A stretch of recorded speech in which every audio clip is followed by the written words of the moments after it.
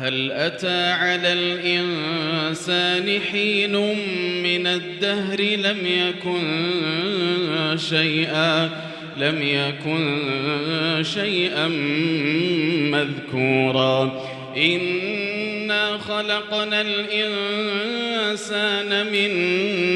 نطفة أمشاج نبتليه فجعلناه سميعا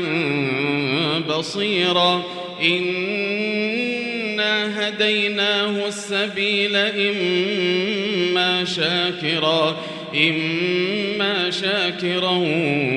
وإما كفورا إنا أعتدنا للكافرين سلاسل وأغلالا وسعيرا إن الأبرار يشربون من كأس كان مزاجها كافورا عينا يشرب بها عباد الله يفجرونها تفجيرا يوفون بالنذر ويخافون يوما كان شره مستطيرا ويطعمون الطعام على حبه مسكينا ويتيما وأسيرا إنما نطعمكم لوجه الله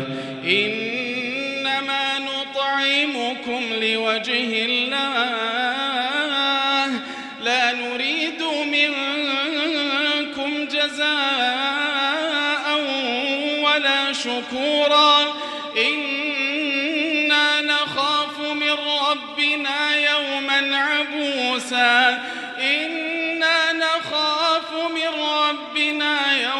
عبوسا قمطريرا فوقاهم الله شر ذلك اليوم ولقاهم نضرة وسرورا وجزاهم بما صبروا جنة وحريرا متكئين فيها على الأرائك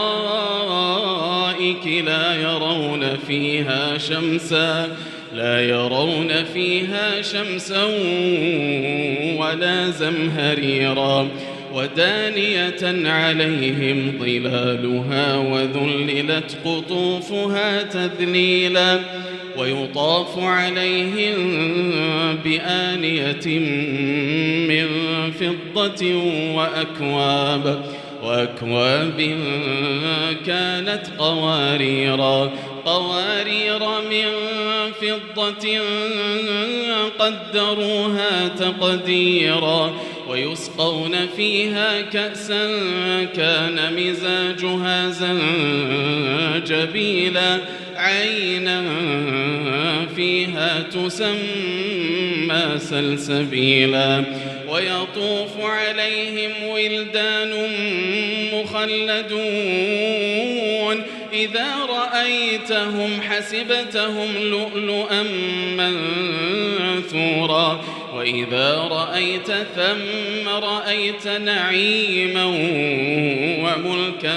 كبيرا عاليهم ثياب سندس خضر واستبرق وحلوا أساور من فضة وسقاهم ربهم شرابا طهورا إن هذا كان لكم جزاء وكان سعيكم مشكورا إنا نحن نزلنا عليك القرآن تنزيلا فاصبر لحكم ربك ولا تطع منهم آثما أو كفورا واذكر اسم ربك بكرة وأصيلا ومن الليل فاسجد له وسبحه ليلا طويلا إن هؤلاء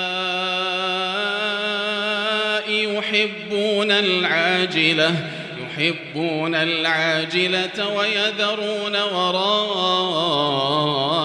وزرهم يوما ثقيلا نحن خلقناهم وشددنا أسرهم وإذا شئنا بدلنا أمثالهم تبديلا إن هذه تذكرة فمن شاء اتخذ إلى ربه سبيلا وما تشاءون إلا أن يشاء الله إن الله كان عليما حكيما يدخل من يشاء في رحمته والظالمين أعد لهم عذابا أليما.